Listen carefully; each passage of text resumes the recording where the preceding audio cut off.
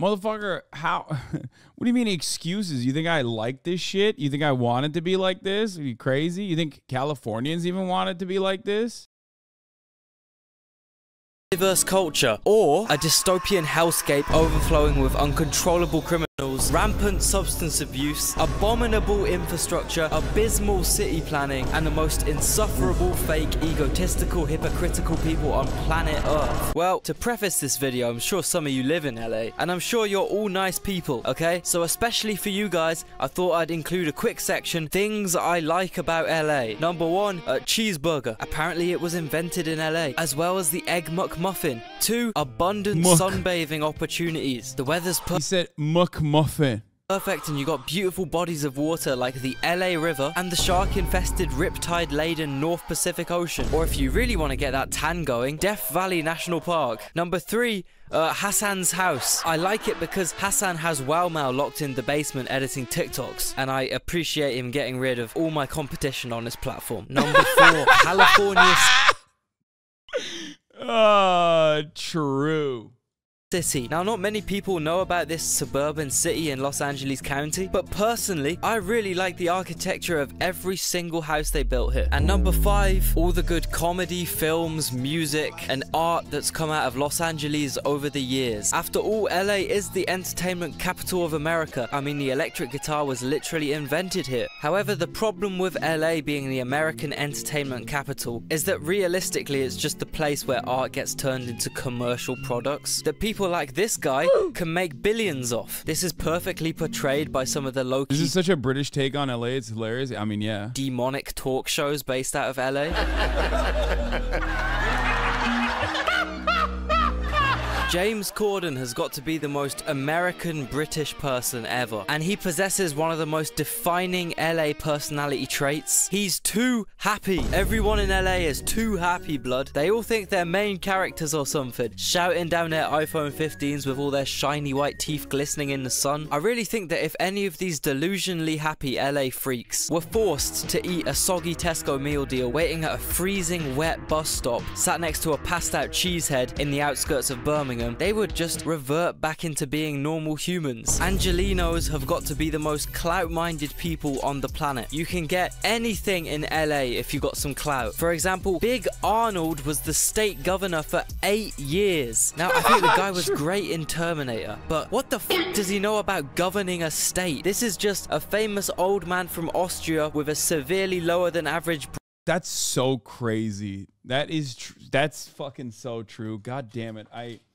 I hate to recognize this, and I hate to admit that this boy bruv is right, but god damn, what the fuck? Brain capacity due to taking enough anabolic steroids to kill a dinosaur in the 70s. Really, Los Angeles is just a valley full of hopeful people trying to achieve their dreams, which sounds nice but ends up as a pyramid of fragile egos, in which each individual is desperately leeching off whoever is the next level up in a frantic thrashing competition to get from the deep sea to the twilight zone. And I think the peak of this LA main character syndrome is the internet niche, where so-called influencers film themselves giving out money to homeless people on Skid Row, either to make profit or to make clout that leads to profit, or just purely to stroke their own egos. But like, oh, congratulations bro, you just funded like 27 fentanyl overdoses, and people will... Dude, nothing touches California staying on fucking top, baby, other than this shit, okay?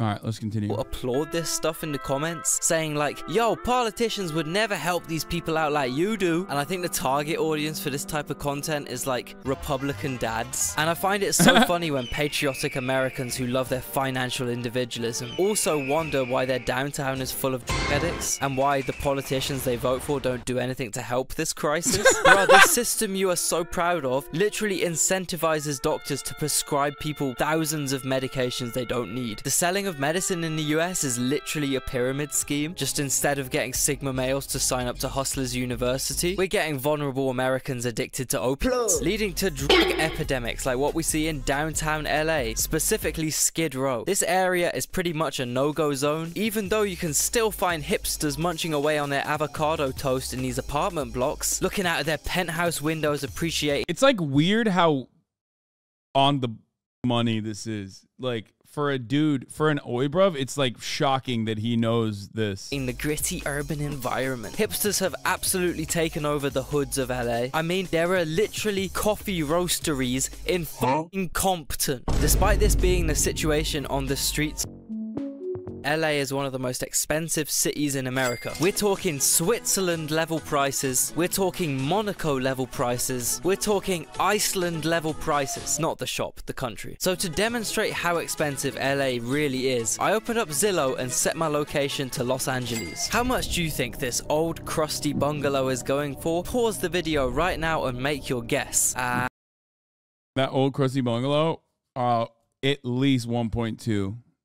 At least 1.2 mil. And $2.8 million. No! What? What about this literal Wait, that's literally the price of my house. What the fuck? Yo, what is happening in the fucking housing market, dog? What neighborhood? This old crusty bungalow is going for? Pause the video right now and make your guess. And this is why it's so fucking funny that people were like, $3 million mansion, rich much, hypocrite much. And it's like, it kills me that every single motherfucker that has walked through these halls here, okay, have been like, this is your house. And it pisses me off because it's like, it's nice. It's like a nice house. It's not like it is a normal single family home. That's it. It is literally the most normal single family home you can own in this goddamn city. That's it. It's not like a crusty bungalow like this, probably bigger than that, but it's just like, I remember FD Signifier laughed about how your house was very normal, Lamau. Yeah. Mansion drama again. We get it, bro. Normal single family home in LA. No, everybody knows that is a very normal single family home. It's just funny that like I've gotten probably like it literally created the most like hatred. It kick-started like the fuck Hassan train solidified after that. You know what I mean? That was like the first big wave. And it is hilarious. Everybody was like, dude, everybody's acting like I bought the fucking Taj Mahal or some shit. And it's just like literally a regular ass house. $2.8 million. What about this literal bando, which was absolutely destroyed in a fire? If you look closely, there's no roof. Also, instead of a garden, the house backs onto a constantly congested, noisy, fume-emitting 5-lane freeway. And across the street, there's what looks to be a rubbish dump. Take your guesses, folks. 400 grand for a fucking bando. All right, finally we got this one. It's got a pool and a fire pit, guys. So you already know we're talking big money. And whilst it's obviously nicer than all the others we've seen so far, it's still one story tall. Remember, this is just a glorified flashy bungalow. All right, pause the vid and make your guess now. 5.2, depending on where area it is, it's either 5.2 or it could go all the way to 10.2.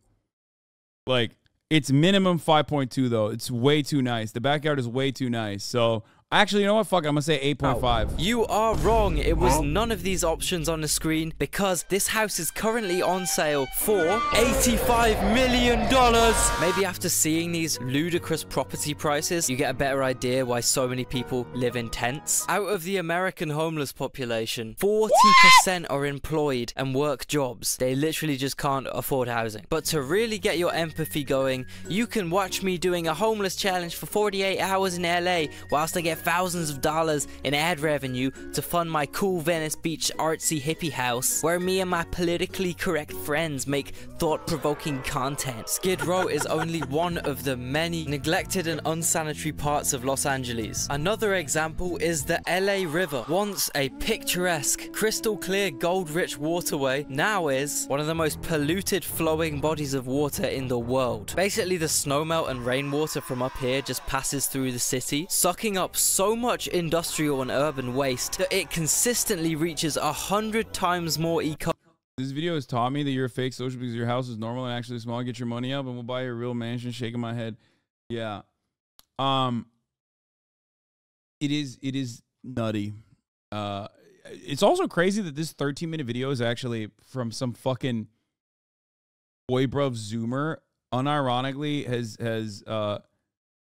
has incredibly solid analysis baked into it. Coli than the federal guidelines allow. And it finishes by dumping potentially lethal bacteria, lead, mercury, chromium, dioxin, and many, many more dangerous substances right into the San Pedro Bay, a popular swimming spot for tourists and Los Angelians alike. But there's another massive water-based problem in LA. Lawns. That's right, look at all these lush green American lawns in the middle of what should be the desert. Yeah, Californians are so proud of their stupid. Yeah, I'm a psycho and found that $85 million house is like 10K square feet in Beverly Hills with a crazy view on a huge lot. Yeah, it's probably the lot that like, yeah, that house literally, the $85 million house is all location, baby. Is all location, and it has a tennis court and shit. That's why. It's actually pretty, it's sprawling. Like it's a compound. It's not a bungalow. He definitely sold it. He undersold it. Lawns that they're willing to risk hefty fines, poisoning their entire garden using paint, or more importantly, potentially causing devastating environmental disasters. This is because LA is naturally super dry. They get all their water funneled down from Northern California. This really messes up the natural geography of California, it's since the 21,000 ground square in the feet, north not doesn't 10. get as much water as it naturally should, because it's all funneled south. And in the south, crops and plants are grown where they're not naturally meant to exist. Essentially, the northern plants dry up enough to become fuel for fire, and the southern ground acquires plants which act as fuel for fire. That, paired with the recent dry winters and record-breaking hot summers, inevitably provides the perfect circumstances for record-level wildfires. I don't know, I guess you guys must just love those annual XL bonfires you've been hosting for the last few years. And whilst the cause of these fires might seem very obvious and simple to you and me, some Americans have taken to blaming wildfires on, for example, UFOs, who've somehow used lasers to set all of California on fire. I do actually think this map of UFO sightings explains all you need to know about the type of people that live in Los Angeles. But can you really blame them when they have some of the worst public schools in the country? Edit, it turns out the private schools are just as batshit crazy and awful. And obviously kids being unable to access an acceptable level of education has a clear correlation with homelessness. But no, I don't want to use my damn money to fund no damn public sector, but I also don't understand why people are so damn stupid and can't get jobs nowadays and have to live in homeless camps. God dang it. Regarding schools though, I don't even know how kids are supposed to get there in LA. I don't know about you guys, but when I was young, me and 95% of my classmates walked to school or got the bus. Can you guess what percentage of LA commuters walk? 2%! Bro, no wonder you guys have that problem everyone makes fun of you for. And I find it hilarious that 53% of Californians say they care deeply about their carbon footprint. Like, yeah, except, you know, again, the fucking city is not designed to walk around in. It's so funny because it's quite literally designed for cars.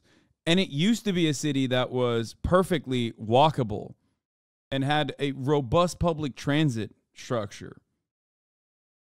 It's so fucking crazy.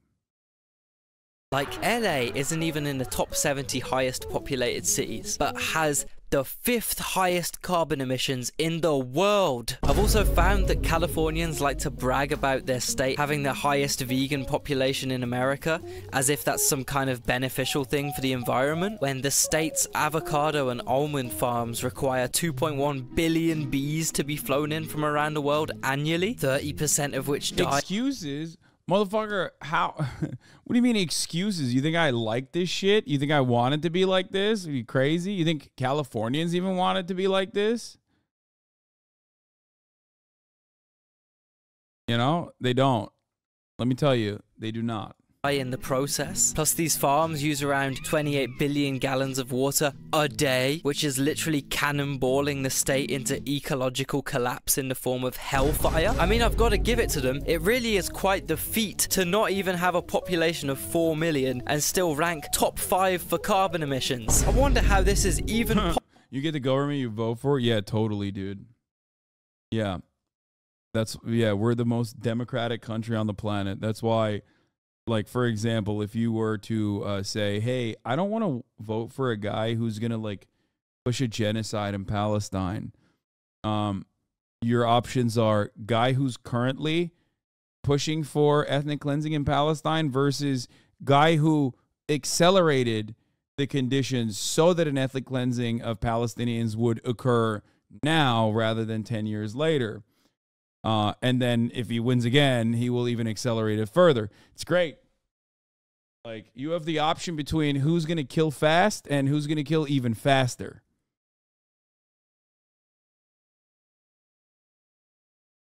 Most people here are planning on moving to LA or doing it for social media. Are the parties and social networking worth the shithole? You're talking to someone who spends every waking moment live in his own house, in his own fucking living room that he's converted into a studio, and then goes to sleep immediately after he's done. So no, I do not live here for the parties and the networking. I live here mostly because of the weather, even though I don't even go outside. But yeah. Possible. Oh, I get it. Los Angeles specifically is one of the worst controlled urban sprawls on this planet, with its 26-lane highways and absolute lack of functional public transport. And I know all the America cells are right now commenting how cars are so much quicker and efficient. So explain this. It literally takes 3 hours to drive from one side of LA to the other, with traffic jams consistently lasting hours long. Really quick and efficient, huh? It turns out building an extra 20 lanes on highways to fix traffic is like printing more money to fix inflation. You'd only think it's a good idea if you went to Los Angeles public school. In 2008, Arnold Schwarzenegger, anyway, he promised to develop a high-speed rail link from LA to San Francisco, two major West Coast metro areas which would benefit massively from high-speed rail, since your current options to travel from one to the other are: 1. Die of boredom festering away in a car for 6 hours. Option 2. 9 hours on the Greyhound bus, which will probably switch drivers like 8 times, leading to around 12 hours of waiting around. On this mystical journey, you can expect to smell a relaxing fragrance of In-N-Out cheeseburger farts being recirculated through the bus via the AC. Or option 3, you could fly. American airports were originally designed to be very efficient and smooth to pass through, but ever since, you know, they've been a bit, let's say, paranoid, which means LAX and SFO aren't really designed to accommodate stricter security checks than if you were entering the White House. So we can all add, as recommended, 2 hours and 59 minutes to the flight time. Oh, unless you're an Arab male that has a beard, you are going to be intensely interrogated by terrified airport staff for over 6 hours. And then we have the proposed high-speed line, 2.5 hours. It blows all other options out of the water. This is such an obviously good idea with so much potential to make money. I really hope no one messes this all up. 15 years later, the line has already costed $128 billion fucking dollars. They are currently planning to open stage 1 in the 2030s, with neither Los Angeles or San Francisco as part of it. Oh, that's right, they did the middle bit first. Apparently so the government can gauge the profit margins and public reception, and then hopefully fund the rest. The only problem is that the whole of this middle bit looks a bit like... That's right, instead of addressing any of the issues in our state, like public education or homelessness, that Geopold has already addressed in this... Well, also Elon Musk, like and also every contractor that the American government works with has to be an absolute bloodless psychopath who is almost exclusively in it to just like gouge the government coffers as aggressively as they possibly can, with no real interest in like actually building anything. Elon Musk is one of the many different examples. Elon Musk was directly against the project and took funds away from the project. But also the other ones that are supposedly working on the project are also bad. It's just awful. Oh God, I hate this fucking country so much. It's just like, we need a tyrant. We need a Xi Jinping. We do. We need to centralize control in the hands of somebody who's just going to get the fucking job done. And then every single person that like will benefit from it later will be like, oh shit, how did this happen?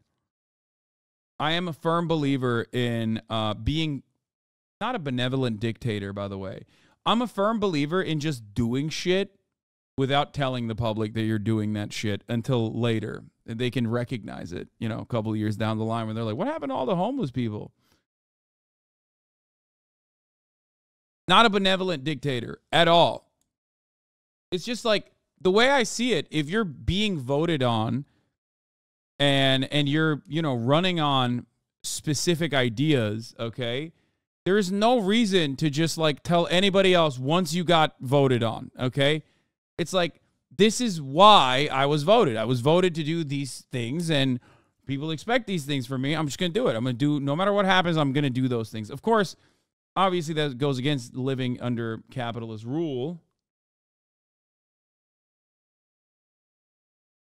Like Mussolini, who made the trains run on time. Yeah, that's what I meant. Good own, man. Yeah, that's what I meant. I love that the only guy you can think of that is an advocate for public transit is Mussolini.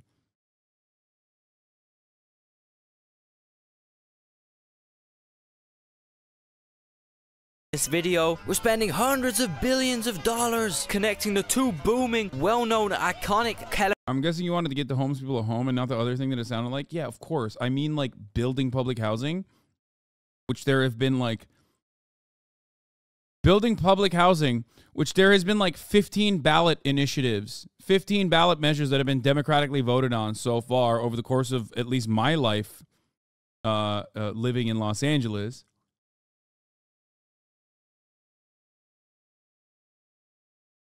Just do it. Don't fucking have any public hearings on it. Just fucking do it. Shut up. Californian cities, Merced and Bakersfield. I do find it funny how some of the Americans I've been referencing in this video would collapse out of sheer mental pain if they had to pay $1 of their money to the government to be used to provide essential education or essential healthcare or essential shelter. And these same guys don't even know the government has spent hundreds of billions of dollars building a train that connects cities like fucking Madera and Merced and Tulare. And I thought nothing could top HS2 in terms of overspending. And at this point you might be completely in despair, wondering what on earth can we do to fix all these problems? Well, my solution is we should just give this land back to Mexico. If there's anything these Angelinos need to burst their delusional, optimistic, smiley, happy bubbles, it's spicier food, high-speed trains, and more narco violence. Agreed.